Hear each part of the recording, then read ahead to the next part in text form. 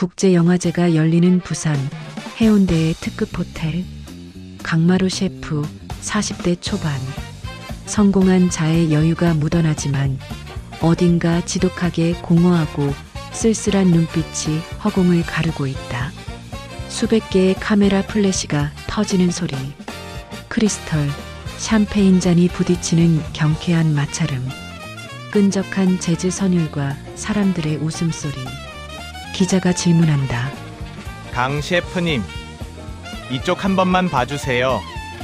이번에 찍으신 주방 가전 CF 대박 났던데 소감 한 말씀 부탁드립니다. 미슐랭 3스타 달성 후 첫 공식 행보이신데 오늘 파티 메뉴도 직접 총괄하셨다죠? 망막을 찌르는 인공적인 불빛들. 나는 익숙하게 눈웃음을 지으며 손을 흔든다. 나는 대한민국에서 가장 몸값이 비싼 셰프 강마루다. 어느 채널을 틀어도 내 얼굴이 나오고 내 이름을 딴 밀키트는 출시 1분 만에 매진된다. 사람들은 나를 요식업계의 아이돌이라 부르며 환호한다.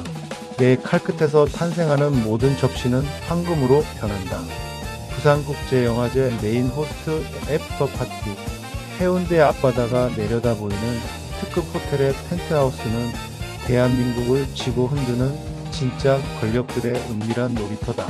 나는 최고급 이태리제 턱시도를 입고 샴페인 잔을 든 채 그 화려한 무리의 한가운데 서 있다. 어이구, 우리 강 셰프. 오늘 아주 빛이 나는구먼. 자네 덕분에 우리 부산 체면이 아주 제대로 산다니까. 내 어깨를 강하게 휘어잡으며 능글맞게 웃는 남자. 김 의원. 유력한 차기 대권 주자로 거론되는 거물 정치인.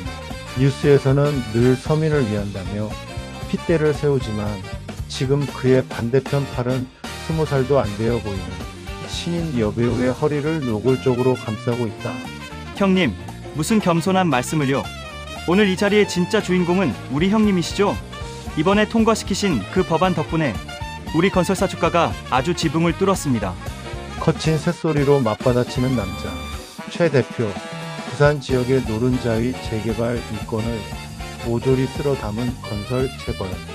수많은 철거민의 눈물 위에 자신의 바벨탑을 쌓아 올린 피도 눈물도 없는 장사꾼이다.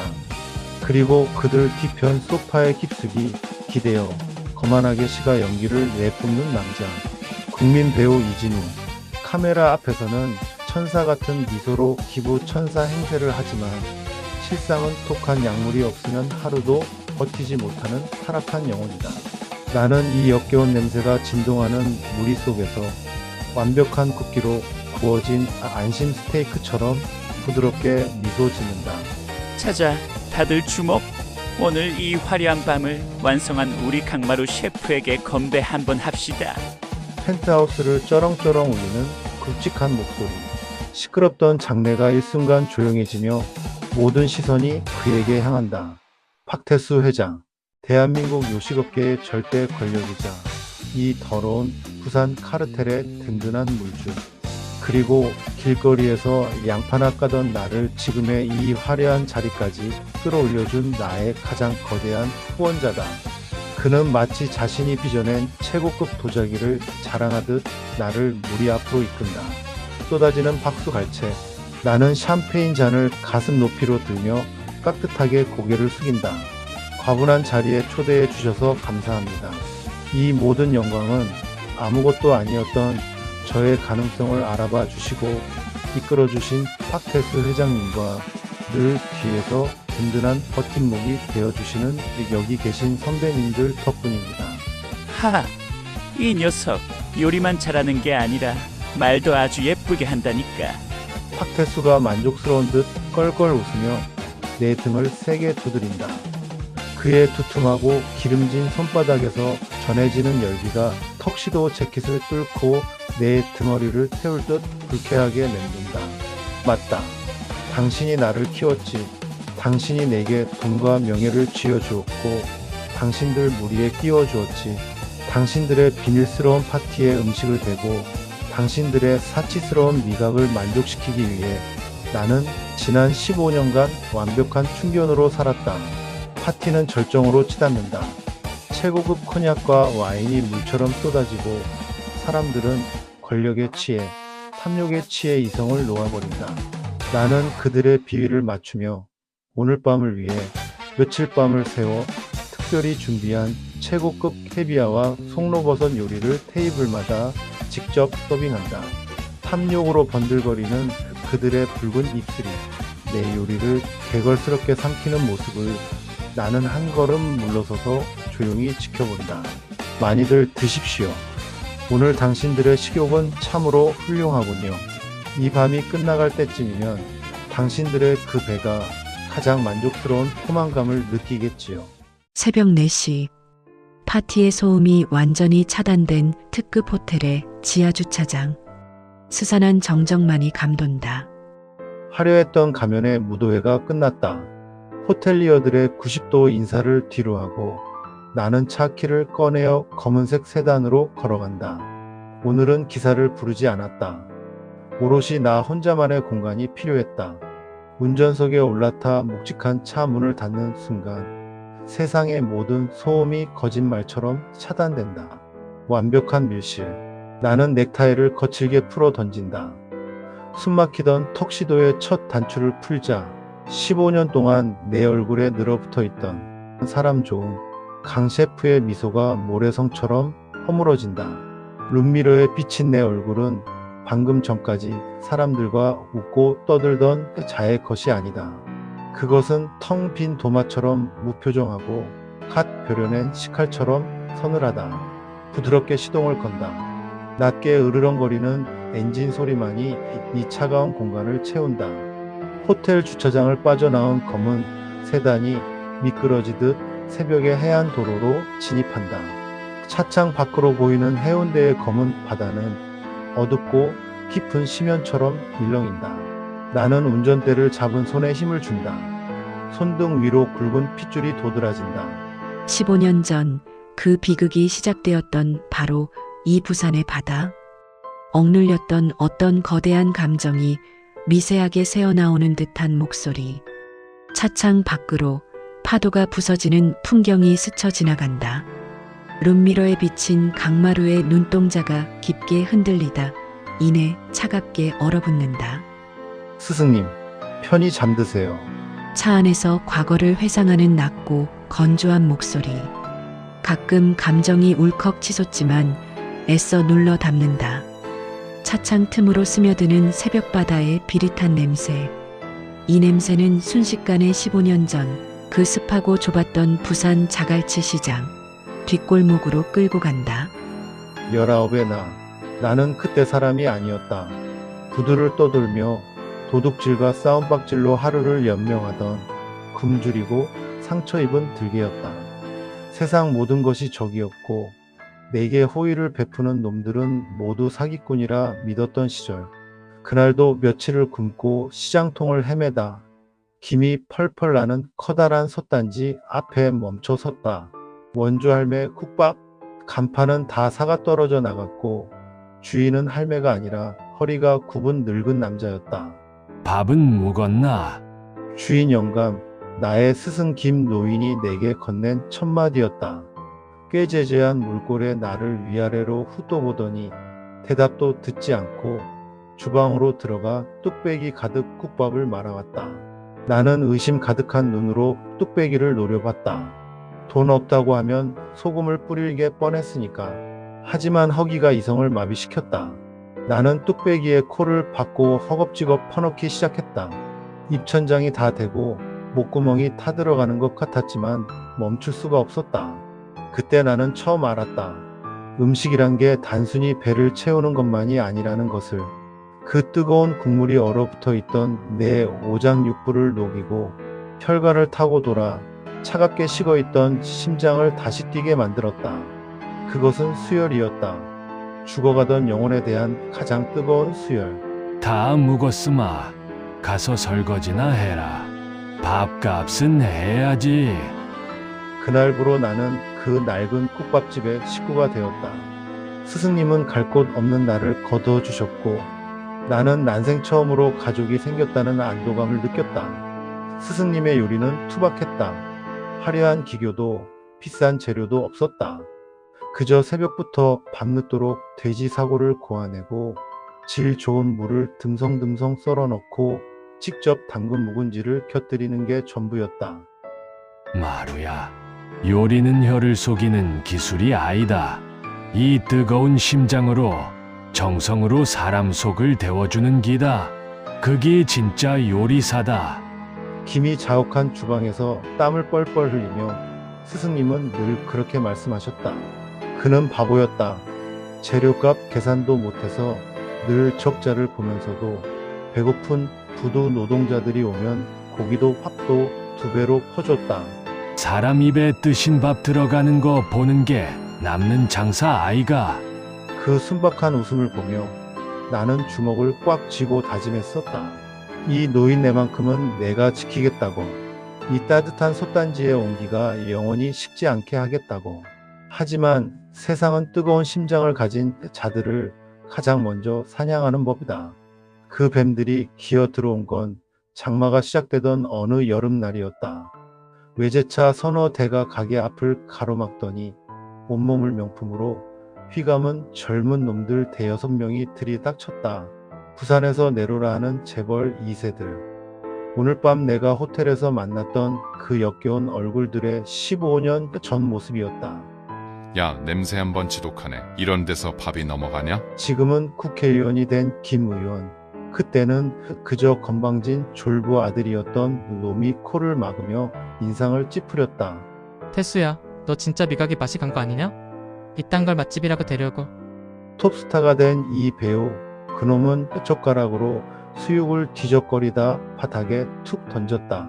내 안에 들깨 본능이 꿈틀거렸다. 당장이라도 식칼을 들고 달려들고 싶었다. 하지만 스승님은 나를 말렸다. 나더라. 배고파서 온 손님들이다. 그리고 그 무리 한가운데 박태수가 있었다. 지금의 그 기름진 모습과는 달랐다. 뱀처럼 매끄럽고 하이에나처럼 탐욕스러운 눈빛을 가진 젊은 사업가. 그는 다른 놈들처럼 대놓고 가게를 무시하지 않았다. 오히려 스승님에게 깍듯하게 대하며 살갑게 굴었다. 사장님, 국물 맛이 정말 예술입니다. 제가 서울에서 사업을 좀 하는데 이 맛을 세상에 알리고 싶어서 그렇습니다. 저를 아들처럼 생각하시고 한 수 가르쳐 주십시오. 스승님은 그 가짜 눈빛에 속았다. 평생 자식 없이 외롭게 살아온 노인에게 아들이라는 말은 치명적인 독이었다. 스승님은 경계심을 풀고 당신이 평생을 바쳐 완성한 육수배합 비율과 양념 비법이 적힌 낡은 공책을 그에게 보여주었다. 이게 다 사람 살리는 비법이다. 좋은데 써야. 박태수는 감격한 척 공책을 받아들며 비릿하게 웃었다. 나는 보았다. 그놈의 눈동자 속에서 번뜩이던 차가운 계산기를. 비극은 빠르게 찾아왔다. 한 달도 채 되지 않아 시장 입구 목 좋은 곳에 태순의 원조 국밥이라는 대형 프랜차이즈 식당이 들어섰다. 맛은 스승님의 것과 똑같았다. 아니, 화학 조미료를 더해 훨씬 자극적이었다. 그들은 반값 할인 행사를 하며 손님들을 쓸어갔고 언론을 매수해 스승님의 가게를 비위생적인 짝퉁 식당으로 매도했다. 그것은 단순한 장사 싸움이 아니었다. 평생을 정직하게 밥을 지어온 한 요리사의 영혼을 안도지라는 인격 살인이었다. 장대비가 쏟아지던 밤이었다. 가게 유리창에는 붉은색 압류 딱지가 덕지덕지 붙어 있었고 텅 빈 주방의 솥단지는 차갑게 식어 있었다. 스승님은 그 앞에 주저앉아 박태수가 가져간 레시피 공책이 있던 빈자리를 하염없이 쓰다듬고 계셨다. 마루야, 내가 틀렸다. 내 뜨거운 심장이 사람을 보는 눈을 멀게 했어. 내 밥이 독이 되어 불었다. 스승님은 박태수를 욕하지 않았다. 배신감보다 더 큰 자책감이 노인의 가슴을 짓눌렀다. 사람을 믿었던 대가가 이렇게 혹독하다는 것을, 평생 남을 위해 살아온 당신의 삶이 송두리째 부정당하는 고통을 노인은 견딜 수 없었다. 다음 날 새벽, 비가 그친 해운대 앞바다에는 짙은 해무가 끼어 있었다. 경찰이 인양에 올린 스승님의 시신은 퉁퉁 불어 있었지만 표정만은 마치 깊은 잠에 빠진 듯 평온했다. 유서 한 장 없었다. 그저 세상 모든 짐을 혼자 짊어지고 떠난 고단한 뒷모습뿐이었다. 나는 차갑게 식어버린 스승님의 손을 잡았다. 그 투박하고 거친 손, 수많은 사람의 허기를 달래주었던 그 따뜻했던 손이 이제는 얼음장처럼 차가웠다. 장례식장은 썰렁했다. 찾아오는 손님 하나 없었다. 그때 화려한 조화 하나가 배달되었다. 삼가 고인의 명복을 빕니다. 주식회사 테스푸드 회장 박태수. 나는 미친 듯이 조화를 부수고 짓밟았다. 꽃잎이 찢겨나가고 리본이 진흙탕에 뒹굴었다. 내 안에서 짐승의 울음소리가 터져 나왔다. 으아! 나는 맹세했다. 피눈물을 흘리며 다짐했다. 스승님의 저 차가운 시신 앞에서 심장으로 요리하던 따뜻한 소년 강마루는 오늘 죽었다고. 이제 내게 남은 것은 내 스승을 죽음으로 내몬 저 악마들에게 똑같은 고통을 돌려주기 위한 차가운 레시피뿐이라고. 나는 스승님이 남긴 유일한 유품, 주방 구석에 처박혀 있던 이 빠진 사시미 칼 하나를 품에 안았다. 칼날의 서늘한 냉기가 내 심장을 파고들었다. 그날 밤 나는 서울행 기차에 몸을 실었다. 서울역에 도착했을 때 내 수중에는 스승님의 장례를 치르고 남은 돈 몇 푼과 신문지에 싼 이 빠진 사시미 칼 한 자루가 전부였다.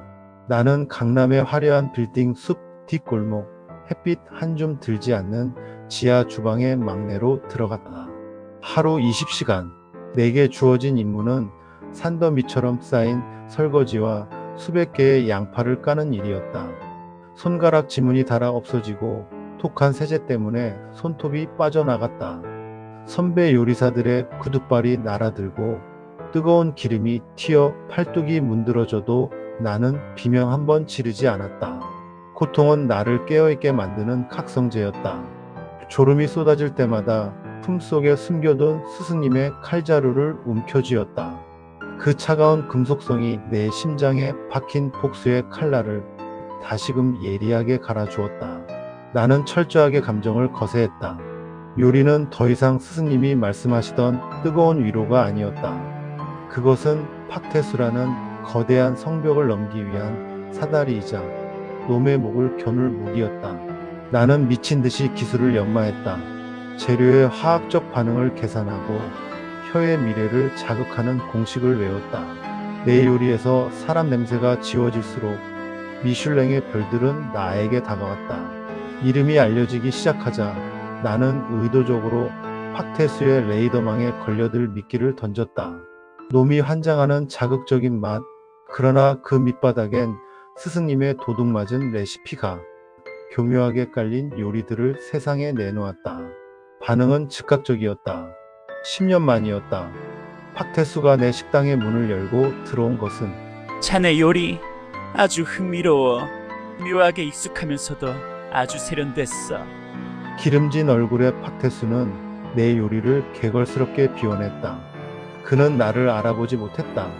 10년 전 부산의 낡은 국밥집 구석에서 자기를 노려보던 그 꾀재재한 들개를 기억할 리 없었다. 나는 90도로 허리를 숙이며 연습하고 또 연습했던 자본주의의 미소를 지어 보였다. 영광입니다, 회장님. 회장님의 입맛을 만족시키는 것이 제 유일한 목표였습니다. 그날 이후 나는 박태수의 전속 셰프가 되었다. 하지만 내 진짜 역할은 주방 안에 있지 않았다. 그들은 나를 그들의 은밀한 사교 클럽으로 불러들였다. 대한민국을 움직이는 정재계, 연예계의 거물들. 15년 전 스승님의 가게에서 행패를 부렸던 그 철없던 재벌 2세들이 이제는 괴물이 되어 그곳에 모여 있었다. 나는 그들의 추악한 민낯을 매일 밤 목격했다. 국민 배우 이진우가 마약에 취해 바닥을 기어다닐 때 나는 그가 토해놓은 오물을 치우고 해장국을 끓여 바쳤다. 유력 정치인 김 의원이 어린 여자 연예인들을 끼고 더러운 거래를 할 때 나는 못 본 척 최고급 안주를 날랐다. 건설 재벌 최 대표가 철거민들을 용역 깡패로 밀어버리라고 지시할 때 나는 그 옆에서 묵묵히 와인을 따랐다. 그들은 나를 입 무겁고 요리 잘하는 충견 정도로 여겼다. 우리 마루는 믿을만하지. 쟤는 요리밖에 몰라. 팍태수가 내 어깨에 팔을 두르며 거들먹거릴 때마다 나는 속으로 칼을 갈았다. 그래, 마음껏 찢어대라. 내가 차려주는 만찬을 즐겨라. 내 놈들이 나를 믿으면 믿을수록 내 칼날은 너희들의 목젖에 더 가까이 다가갈 테니까. 그렇게 15년 나는 뼈를 깎는 노력으로 내 영혼을 팔아넘겼다. 그들의 공범이 되었고 그들의 그림자가 되었다. 내 손에서는 음식 냄새 대신 그들의 죄악이 풍기는 비릿한 돈 냄새가 배어버렸다. 국제영화제가 열리는 부산 해운대의 특급 호텔에서 강마루 셰프의 3스타 등극 축하연이 박태수의 주최로 열렸다. 팍태수가 마련한 내 미슐랭 3스타 등극 축하 파티가 한창이다. 자, 다들 잔 들어. 우리 강 셰프, 이제 명실상부한 우리 식구 아니겠어? 앞으로 대한민국 요식업은 우리 마루가 다 먹는 거야. 팍태수의 선창에 거물들이 일제히 잔을 높이 든다. 샴페인이 터지고 폭죽이 터진다. 나는 그들 한가운데 서서 가장 환한 미소를 지으며 잔을 부딪힌다. 성공했다. 나는 드디어 이 더러운 카르텔의 완벽한 일원이 되었다. 괴물들의 식탁에 앉을 자격을 얻어낸 것이다. 나는 샴페인을 단숨에 들이킨다. 달콤하고 톡 쏘는 액체가 목구멍을 넘어간다. 하지만 내 혀끝에 남는 것은 15년 전 스승님이 흘렸던 피눈물의 짠맛뿐이다. 준비는 끝났다. 이제 이 화려한 식탁을 뒤엎을 시간이다. 먹잇감의 숨통을 끊기 직전의 맹수처럼 극도로 침착하고 고요히 움직였다. 다시 파티의 한가운데 화려한 조명과 시끄러운 음악 소리가 내 감각을 마비시키려 하지만 내 정신은 그 어느 때보다 또렷하게 날이 서 있다. 나는 주방에서 막 완성된 특별 요리들이 담긴 은쟁반을 들고 홀로 나선다. 내 발걸음은 먹잇감을 노리는 고양이처럼 소리가 없고 신중하다. 15년을 기다린 순간이다. 서두를 필요는 없다. 가장 먼저 김 의원. 여배우의 허벅지를 더듬으며 탐욕스럽게 웃고 있는 저 남자. 15년 전 스승님의 국밥을 개밥이라 부르며 엎어버렸던 자. 의원님, 오래 기다리셨습니다. 오늘을 위해 특별히 공수한 자연산 보거 요리입니다. 나는 가장 정중한 미소를 지으며 그의 앞에 접시를 내려놓는다. 보거의 가장 치명적인 독을 정제하여 소스에 섞었다. 무색무취. 하지만 혀에 닿는 순간 신경계를 마비시킬 죽음의 맛. 역시 우리 강 셰프 센스 있어. 내가 요즘 기력이 달리는 건 어떻게 알고? 김 의원은 아무 의심 없이 포크를 들어 독을 입으로 가져간다. 꿀꺽. 그의 목을 대가 움직이는 것을 확인한다. 맛있게 드십시오, 의원님. 그것이 당신의 마지막 정력이 될 겁니다. 다음은 배우 이진우. 이미 약에 취해 눈이 풀린 채 소파에 늘어져 있는 놈. 스승님의 앞치마를 발로 찌시겼던 그 더러운 발을 탁자 위에 올려놓고 있다. 진우 형님, 술이 좀 과하신 것 같아 해장용으로 맑은 탕을 준비했습니다. 놈은 비틀거리며 일어나 탕을 들이킨다. 뜨거운 국물이 식도를 타고 내려가며 이미 약물로 너덜너덜해진 그의 장기를 회복 불가능한 상태로 녹여버릴 것이다. 그리고 최 대표, 철거민들의 피눈물 위에 바벨탑을 쌓은 건설 재벌. 대표님, 좋아하시는 최상급 캐비아를 듬뿍 올렸습니다. 그는 탐욕스럽게 캐비아를 퍼먹는다. 그 검은 알갱이 하나하나가 오늘 밤 그의 혈관을 막아버릴 시한폭탄임을 알지 못한 채 이제 마지막 한 사람, 이 모든 악의 설계자, 나의 주인님 박태수 회장. 그는 파티장 가장 높은 곳 VIP 테이블에 홀로 앉아 아래를 내려다보고 있다. 마치 세상의 왕이라도 된 것처럼. 나는 쟁반의 마지막 남은 접시 하나를 들고 그에게 다가간다. 그것은 화려한 요리가 아니다. 투박한 뚝배기에 담긴 김이 펄펄 나는 돼지국밥이다. 15년 전 그가 훔쳐갔지만 끝내 흉내 내지 못했던 스승님의 진짜 레시피로 끓여낸 마지막 국밥. 회장님, 다른 분들은 다 드셨는데 회장님 식사가 늦었습니다. 팍태수가 의아한 눈으로 뚝배기를 내려다본다. 이런 자리에서 웬 국밥인가? 분위기 깨게. 회장님이 가장 그리워하시던 맛 아닙니까? 15년 전 자갈치 시장 그 낡은 가게에서 드셨던 내 말에 팍태수의 눈썹이 꿈틀한다. 그는 잠시 나를 빤히 쳐다보다가 이내 피식 웃으며 숟가락을 든다. 하긴 자네가 끓인 거니 다르겠지. 어디 한번 마시나 볼까? 그가 국물을 한 숟가락 떠서 입에 넣는다. 나는 숨을 죽이고 그 순간을 지켜본다. 그의 혀끝에 닿는 순간 15년 전 스승님이 느꼈던 배신의 고통이 고스란히 전해지기를. 그래, 이 맛이야. 아주 깊군. 팍태수가 만족스러운 듯 고개를 끄덕이며 국밥을 계속해서 퍼먹기 시작한다. 그의 혈색 좋던 얼굴에 서서히 붉은 기운이 돌기 시작한다. 독이 퍼지고 있다는 신호다. 감사합니다, 회장님. 부디 남기지 말고 다 드십시오. 나는 그에게 마지막으로 90도 인사를 하고 조용히 뒷걸음질 쳐 물러난다. 나의 역할은 여기까지다. 셰프는 손님이 식사를 마칠 때까지 자리를 지키는 법이지만 장의사는 시신을 수습할 때 비로소 나타나는 법이니까 나는 여전히 시끄러운 파티장을 빠져나온다. 내 뒤에서 누군가가 가슴을 부여잡고 쓰러지는 소리가 들린 것 같기도 하고 누군가의 비명이 들린 것 같기도 하다. 하지만 나는 뒤돌아보지 않는다. 새벽의 해안도로. 나는 넥타이를 풀어 던진 채 묵묵히 운전대를 잡고 있다. 차창 밖으로 검푸른 어둠이 걷히고 수평선 너머로 붉은 기운이 스며 나오기 시작한다. 일출. 15년 동안 단 한 번도 마주하지 못했던 새로운 날의 태양이다. 저 붉은 태양이 완전히 떠오르면 나의 긴 밤도 끝이 날 것이다. 스승님의 원한도 나의 지옥 같았던 15년의 삶도 저 바다 밑으로 영원히 가라앉을 것이다. 나는 룸미러로 내 얼굴을 본다. 복수를 끝낸 자의 얼굴에는 환희도 슬픔도 없다. 그저 긴 임무를 마친 기계의 차가운 안도감만이 남아있다. 그때 정적을 깨고 차 안의 라디오에서 뉴스 속보가 흘러나온다. 앵커의 다급하고 충격적인 목소리. 뉴스 속보입니다. 오늘 새벽 부산 해운대의 한 특급 호텔에서 열린 국제영화제 파티장에서 사상 초유의 집단 사망 사건이 발생했습니다.